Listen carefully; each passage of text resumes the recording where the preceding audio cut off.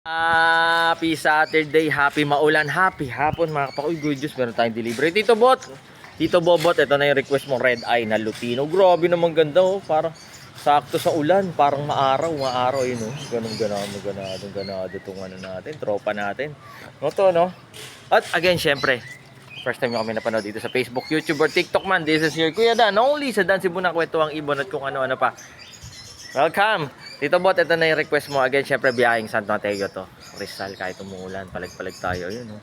Isa sa mga pinakamaganda talaga alagaan. Tingnan mo naman, ang ganda naman talaga, pulang-pula. Located tayo sa 37 Casuela Street, Marulas, Valenzuela City. Pwede nga dumapo rito from Monday to Saturday, 8 a.m. hanggang 8 p.m. ng gabi. Tito Bot, maraming salamat. Again, syempre, lagi nyo tatandaan, yun, oh.